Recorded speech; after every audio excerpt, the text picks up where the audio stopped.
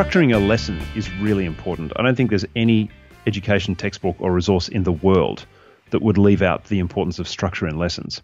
But I think one of the things that we need to experience as teachers is going into a classroom and seeing just for ourselves just how important that really is. And I guess the time that we learn that the most is when we walk into a classroom where there is no structure and we see the side effects of that straight away. You've said to me in a previous conversation that you've possibly had more failed attempts than most. I think so. Walk me through the learnings that you get about structure from some of those failings. Look, when I look back on my teaching career, like I had a very diverse sort of teaching career, and every failed lesson I can put down to it was poor structure. Like, what were you thinking, Richard? There were these transitions you wanted to do. You hadn't thought them through beforehand. Like, how was it going to work? And the trouble is, when you get some years under your belt, you start getting lazy. You think you can just pull, so the lesson planning goes out the window a bit. And you don't want to really do that, especially if you're going to do anything that involves students moving from one part of the room to another, or there's a very different activity. You're moving from one activity to a very different activity. You need to think, like, where are they at the end of activity A, and where do you want them at the start of activity B? Not just physically, but mentally. What equipment do they need? All that sort of stuff. But can I share a couple of stories? And before we sort of unpack structure, because these are, I think, really good stories about this. Sure. So one situation which was late in my career, I had a class who always had a couple of stragglers. So what would happen is we were meant to line the kids up. That was the standard protocol. We were all meant to line the students up outside the room, and then when everyone was there, two straight lines. We'd take them in. But I had a problem. And by the way, teaching is all about solving problems. I had a problem because I've got these stragglers, right? Do I wait for the stragglers, which means the kids are lined up for 5 minutes, which is a waste of time, or do I start the lesson early and then have the stragglers just, you've got to deal with the fact that they're coming in late. So that was an unsatisfactory situation.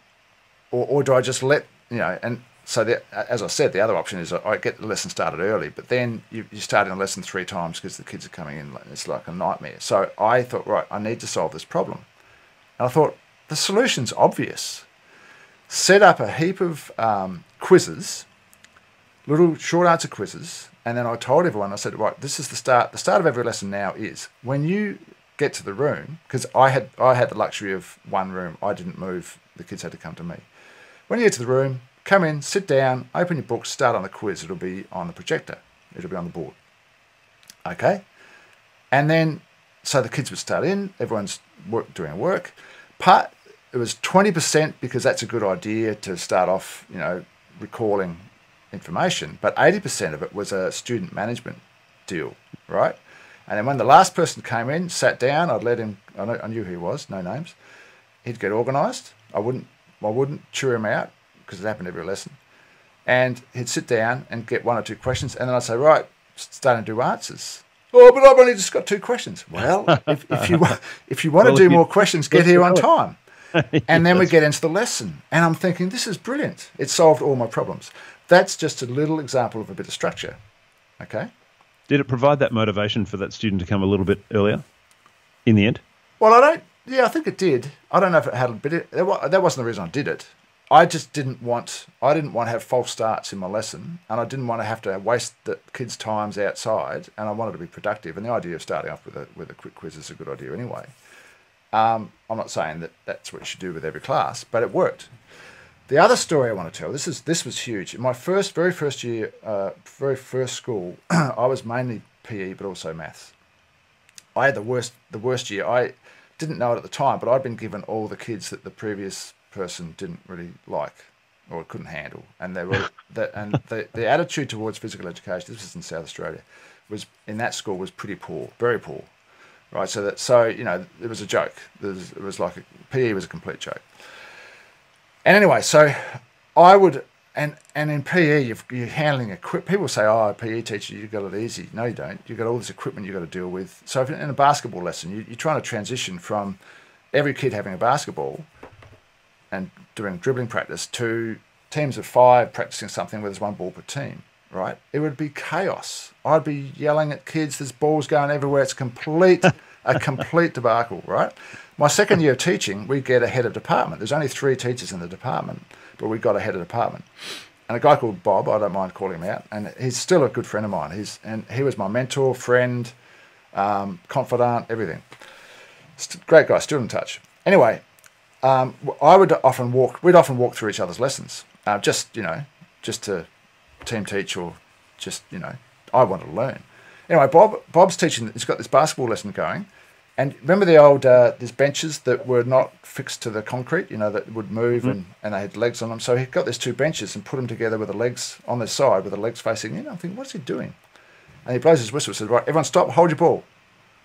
In 2 seconds, I want you walk over here, place your ball, do not throw, place your ball in this area. And he defined this area where the balls wouldn't roll away. And I'm thinking, this is genius, right? Now, stop. Everyone's got a number 1 to 4, go. And so the kids would number 1, 2, 3, 4. 1, stand here, 2, stand there, 3, stand there, 4, go. And they would go. It says, right, front person of each one, come out, walk over here, take 1 ball, and then sit down in your group. And I'm just going, this is insane. This is the answer to all of my problems that I've had. Well, not all of my problems, but a hell of a lot of my problems. I was going to say that's a lot of problems. I don't know if you can get the strength of this kind of revelation that was in front of my eyes. That literally changed my teaching career. Just seeing that, and that is just structure. Some people might describe that as regimentation. What's your response to that?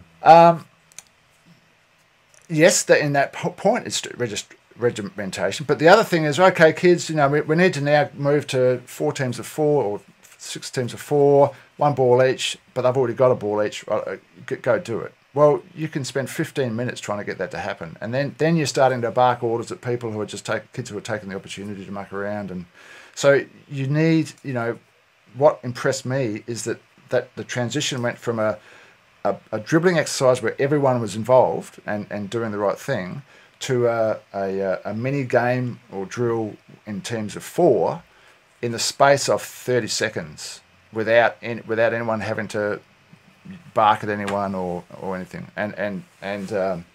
So then I I adopted his strategies, and I had kids saying, "Oh, you've just become another Mr. Weatherly now."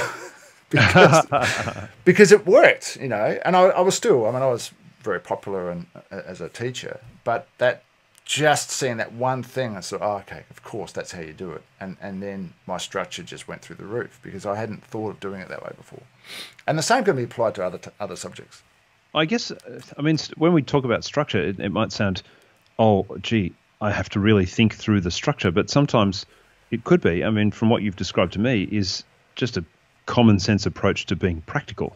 It is a common sense approach to being practical. The thing is, it's different to building a deck on your house, right? Which also needs structure, because you've got like 30 moving parts in a lesson, and so if the kids don't know exactly what they have to do, and if you haven't been explicit in that, then you just leave the doors wide open for misinterpretation, or for kids to not, he's not really serious about this, and so the kids aren't really thinking about what they're doing. They get out of the seats and they're just sort of amping around, it's just, it just doesn't work. And then you get cranky and kids are offside and the whole thing, so it's just a matter of lesson transitions are particular, even if it's not physically moving, if it's changing from one type of activity, maybe they're all doing some, writing, a 3-minute writing thing, and then they need to go to pairs or whatever.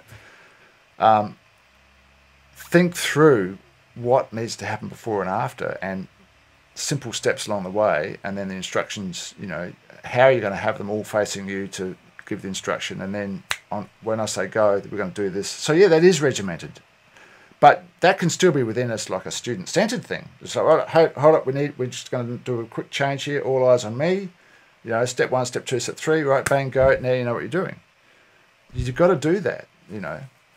That assumes also that you know what you're doing and that you know what you're talking about, which I guess kind of segues nicely to the idea of content, because if you're in a maths classroom, if I can go to your maths classroom, you're not going to be asking students to make groups with basketballs. No. But I guess some of the regimentation will come out in how you explain what it is that you need to explain. Yeah. And you can only do that really confidently and well if you know your content. So how do you translate that into, or where does knowing your content come into this? Well, the thing with knowing your content is that the more you know your content, the more RAM you have to spend on pedagogy, which is the art of teaching and managing students, right? So if you don't know your content very well, if you're having to use a lot of your RAM to work something through, or if it's a history thing, you're trying to recall whatever in your story or whatever, that's where your focus is. I've got to get this content right. And meanwhile, George, Bob, Bill and Mary are playing up over there. There's all these little spot fires going out, and you've missed them because you're so focused on getting your content right. And this is tough for a prac teacher and even a first year teacher, because you know you might be the first time you've ever taught something. So, and I guess teachers in that situation are thinking, okay, the most important thing is I need to know my content. No. Actually, the most important thing is I need to have a classroom that's under control. Actually, the most important thing is, so suddenly you've got 3 or 4 things which your brain thinks these are all the most important, but you can't have 4 things that are the most important. And I don't think I mentioned this in the first video. Teaching is, I think, look, I've done a lot of different tasks, a lot of different jobs, had different careers, and I've always come back to teaching, and I'm sort of teaching teachers in courses, but you know, I'm not in the classroom anymore. But the times I have been in the classroom, it is the toughest gig. It's also probably the most rewarding, and certainly can be, but it's a hugely tough gig. Now, as for a teacher starting out, I'm sorry, you're going to fail. There are going to be fail. You know, you not fail all over, but you can't. You're not going to get all this stuff. You're not going to get all this stuff together first time. You know, so the most important thing is that you're aware of where things could improve, but don't be too hard on yourself, because you're taking on a tough task.